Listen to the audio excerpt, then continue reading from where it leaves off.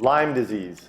We are going to talk about what it is, how you get it, how you get rid of it, and sometimes you might have it and don't know it, or sometimes you don't have it and think you do.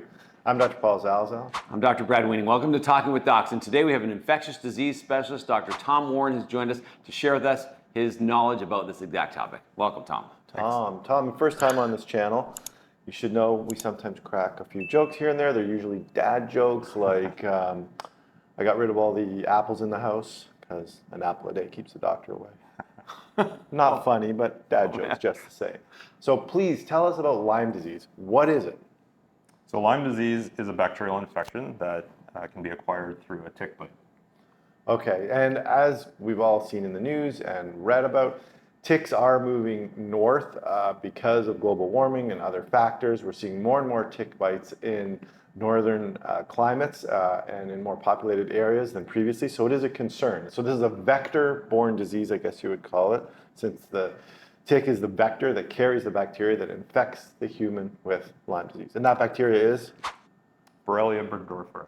Mouthful. Okay, and so what's interesting about this is that in Canada, we didn't really see it till the late 1980s. 1989, they say it came here. And it was first talked about in the US in 1977. It was named. And this is because a bunch of people in this small town and the surrounding areas in Lyme, Connecticut, were presenting with like headaches and fevers and swollen joints. And if not for a couple of persistent moms who said, hey, our kids are sore and sick and no one's giving us any answers, they started taking notes, submitted it to some of the scientists locally. They did the work and identified this bacteria that causes this disease. The name of the bacteria, interestingly, was named in 1982 after a scientist, Willy Burgdorfer, who was studying Rocky Mountain fever and identified what's called a spirochete, or the type of bacteria that this one is, and they named it after him. So a little medical history for you. Thanks, Professor from Gilligan's Island, and thanks to the soccer mom from Connecticut who helped us figure this out. That's right. So what kind of people get this and how does it present, Tom? Well, anybody can get it after a tick bite, but it's often seen in children, in the teens. They're often outside playing. And then we commonly see it in people who are in the middle age as well, because they're commonly working outside. Okay. But it can affect any age. Got it. And you can only get it if you're bitten by a tick carrying that bacteria? That's right. And the tick actually has to be on the skin for at least 24 hours. Hey, check your skin for ticks, okay? Well, and that's actually really important. We can get that out there right away. So when you are out in the woods going for a hike or whatever, check yourself, check your kids, and even check your pets. Because if you find it early and remove the tick, including the head, then you can prevent often most of the infections. Can your pet get it? Can dogs get Lyme disease? Not that you're a vet or anything like that. They can get tick-borne illnesses. Okay. All right, so we've established, well, what is it? What are some of the symptoms of Lyme disease? So the main symptom is a rash at the area of the tick bite. The rash can occur in other areas as well if the bacteria spreads. And it's called a erythema migrans, so it kind of looks like a target with central clearing, so redness with central clearing. And then people can often just feel like they have the flu, so they kind of feel achy, tired, don't want to eat, maybe some fever as well. And more serious stuff, you could have neurological symptoms like a droopy face, or you could have numbness and weakness in your legs. And with respect to the rash doesn't always have to be a bullseye, is that correct? That's right, yeah. Usually the bullseye occurs after a period of time because that central clearing takes some time. So It can just be some mild redness. Got it. Hey, Brad, looks like you have a bullseye on your back. I know, everyone's after me. No, you got a rash on your back. Lyme disease. Okay, so you're sick, and then so you've identified that you live in an area where there may be ticks, and you may have a bite, you may have seen a tick, you might not be able to see the rash itself. So you're sick, so you go to your doctor, you have a physical examination. If they see that rash, what's the next step for them in a way to diagnose it? Yeah, so if the rash is typical, you don't even need to have a diagnostic test. Okay. You should really just be treated for Lyme disease. It's in those situations where it's unsure of the diagnosis. So maybe you've been in an area with ticks and you have some of those other symptoms, then the test can be helpful. But if someone has the typical erythema migrans rash, their doctor should just treat them for Lyme disease. Okay, and what is the test if you are going to get that test? Can you tell us a bit about that? Yeah, so the test is an antibody test. We really can't grow the bacteria. It's very hard to grow in the lab. Okay. Only specialized labs can do that. So we base it on antibodies, and those are proteins the body creates to fight infection. Is it super accurate test, or is there a lot of false positives, false negatives? Yeah, any antibody test has limited sensitivity and specificity. It's a good test, but it's not 100%. So that Okay. if the test is done too early before the antibodies are formed, it could be negative. Yeah. Okay. All right. So we can't always hang our hat on the test, but the combination of clinical symptoms, clinical signs, and plus or minus the test will help us get that diagnosis of Lyme disease. That's And we right. would like to warn people, be careful of companies that are selling tests that have not been validated or from labs that are accredited, because there are a lot of them out there trying to sell you a test that most often, according to Dr. Warren, we talked a little bit before the video, will often just give you a positive test. So you want to make sure it's from a reliable lab that's recognized as someone that does good testing. That's right. Yeah, there are a lot of unreliable tests that people can, pay for. But here in Ontario, the provincial lab does have the best test that's available at this time. Okay. And I've also heard of testing the tick. Is that a thing where you actually go, oh, I found a tick, I'm going to take the tick off? They do this in the veterinary world, take the tick to the vet's office to have it tested, see if it carries that bacteria. Is that a thing, or is that sort of extra? It can be done, but it takes a number of weeks usually, and so it's not routinely done to make a diagnosis. Okay, so the train has left the station by the time you get that tick test Yeah. back. That's right. All right. Another side note about the test is the test does have to be done a certain number of weeks after you've had the bite and become infected, because your body needs to mount that response that really is what we're measuring. So typically it's 4 to 6 weeks after you've had the bite before that test would be positive. That's right. Yeah, it takes the body about 4 weeks to create the antibodies. We call that seroconversion. So Okay. in most antibody tests, we have to wait at least a month for that to occur. Okay, so now let's say you're left untreated. What's the natural history of Lyme disease? Okay, we talked about some of the early symptoms, the arthralgias, the myalgias, the neurologic symptoms, the rash.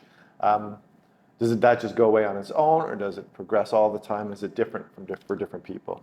Yeah, it is different for different people. They've done serological surveys, so antibody surveys of populations, and we know that there are certainly people who get the infection, clear it by themselves, and then have no residual manifestations. But in some people, they can have residual manifestations that can persist over a long period of time. The most common one are pain in the joints. We call that arthralgias. But more serious manifestations can occur where it affects the central nervous system, or it can nerves, or even the heart.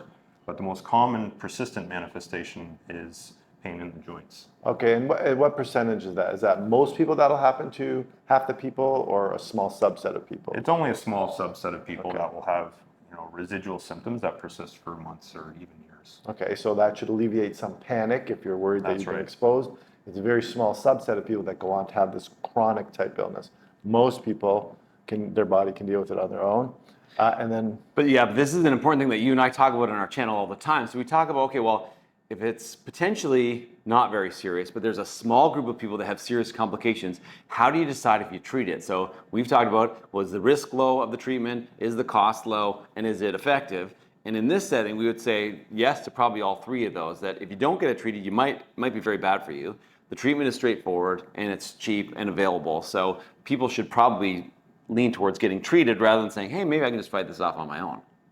That's right, yeah. And the treatment should be based on, as we said, some of the clinical manifestations and the testing. okay, and what is the treatment for it? So the treatment's pretty easy. For the early infection, it's 10 days of a medication called doxycycline. There are alternative antibiotics like amoxicillin, but doxycycline is the best antibiotic early on. For more of the later manifestations, again, doxycycline can be used for those who just have joint symptoms, joint pain, but we usually treat a little longer, up to about 3 or 4 weeks. And for those who do have the more serious but rare manifestations affecting the nerves or the nervous system, we use an intravenous antibiotic called ceftriaxone. But again, we only do it for 4 weeks. Sometimes you can read online about treatments that last months and months, but that really just hasn't been established as a valid form of treatment. Okay. Okay, so you're going from 10 days of treatment for the acute case to a few weeks of treatment for some of the longer cases, or small subset of people with more serious symptoms. And what is the success of treatment? Is it a high success rate? I guess it's different for the acute or versus chronic. Is it a high success rate, or is it a 50-50 chance we're going to get this treated? Yeah, again, you said it right. So when we're treating early on, the success rate is very high. Nothing's 100%, but very close to 100%. And so those are people who have kind of the flu-like illness or the erythema migrans rash. success with 10 days of doxycycline is very high. For those with persistent joint symptoms and things like that, the success rate is still high, but a little lower than in the acute illness.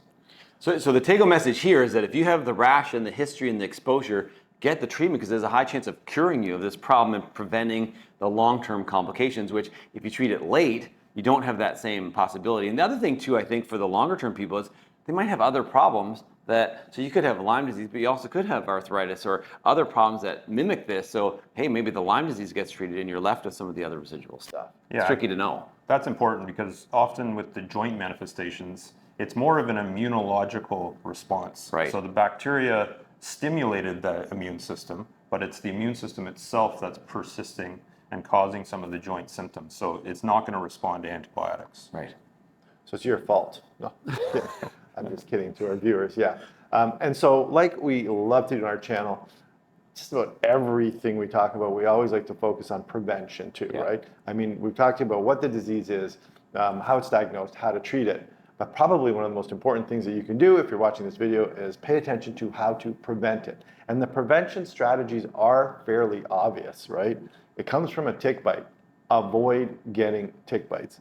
How do you do that? You protect your skin if you're in an area where there are a lot of ticks, or don't go in an area where there are a lot of ticks. When you say that, you mean long sleeves, pants with your socks tucked in kind of thing? Yeah, just avoid skin exposure. Same thing as protecting yourself from the sun. Right. You can be vigilant, check your body, check your kids' bodies for tick bites if you've been in that area. Yeah. And the other thing is bug repellent. What's your thoughts on bug repellent? So some kind of bug spray or something to prevent. Is that effective? It can be, but I think, as you said, the most important thing is covering up and checking for ticks after. I know when I've gone camping, I've checked my kids for ticks, after we've come back as well. Have you ever found any on your kids?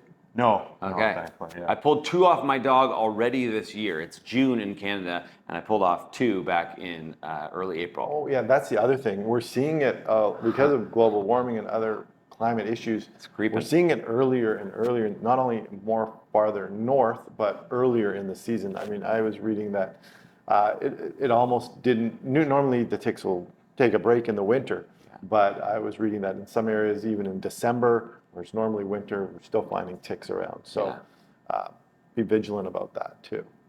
There you go. All right, so that's Lyme disease. Lyme disease. Not named after the citrus fruit. No. After weaning. There you go. Lyme, after the town in Connecticut. Way to go, Connecticut. Yeah. If you like this video, please like it. Subscribe to our channel. If you have an experience with Lyme disease or a family member or a problem with it, whatever, leave a message or a comment down below. Share it with other people so they maybe can learn from your experience.